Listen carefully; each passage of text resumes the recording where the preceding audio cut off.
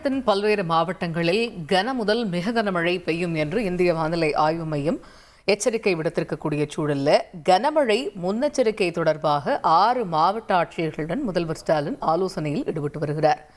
இது பற்றிய முழு விவரங்களை எமது செய்தியாளர் பாஸ்கர் விவரிக்க கேட்போம். பாஸ்கர், வணக்கம். முதலமைச்சர் தலைமையில் நடைபெற்று வரக்கூடிய இந்த கனமழை முன்னெச்சரிக்கை தொடர்பான ஆலோசனை கூட்டத்தில் யார் யாரெல்லாம் கலந்துட்டு இருக்கிறாங்க, முழு விவரங்கள் என்ன?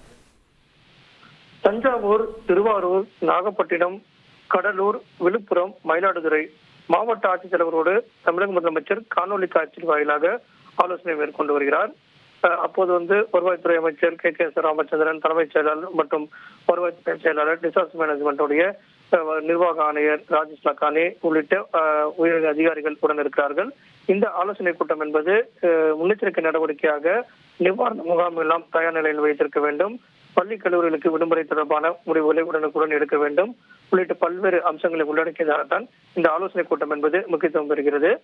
முன்னெச்சரிக்கை நடவடிக்கையாக வானிலை ஆய்வு மையம் பல்வேறு விதமான அறிவுறுத்தல்கள் வழங்கியிருக்கக்கூடிய நிலையில தமிழக அரசு இந்த மழையை எதிர்கொள்வதற்கு பல்வேறு நடவடிக்கைகள் எடுத்த வண்ணம் இருக்கிறது. அதனுடைய அடுத்த கட்டமாகத்தான் இந்த 6 மாவட்ட ஆட்சித்தலைவரோடு தமிழக முதலமைச்சர் காணொலி காட்சி வாயிலாக ஆலோசனை மேற்கொண்டு வருகிறார். இந்த ஆலோசனை கூட்டத்தின் வாயிலாக பல்வேறு உத்தரவுகள் தமிழக முதலமைச்சரால் பிறப்பிக்கப்பட்டிருக்கிறது. அந்த வகையில முன்னெச்சரிக்கை நடவடிக்கைகளை தீவிரப்படுத்த வேண்டும், நிவாரண முகாம்கள் உடனடியாக அமைக்கப்பட வேண்டும், தாழ்வான பகுதியில் இருக்கக்கூடிய மக்களை பாதுகாப்பாக அழைக்கக்கூடிய நடவடிக்கைகள் மேற்கொள்ளப்பட வேண்டும், சாலைகளில் மழைநீர் தேங்காதவனும் பகுதியில் மழைநீர் தேங்காதவனும் பல்வேறு முன்னெச்சரிக்கை நடவடிக்கைகளை தொடர்ந்து மேற்கொள்ள வேண்டும்.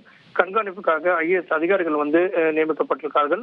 அந்தந்த மாவட்டத்துக்கு அமைச்சர்கள் மற்றும் அதிகாரிகள் விரைந்து சென்று தொடர்ந்து பணிகளை மேற்கொள்ள வேண்டும் அப்படிங்கிறது தமிழக முதலமைச்சருடைய உத்தரவாக இருக்கிறது.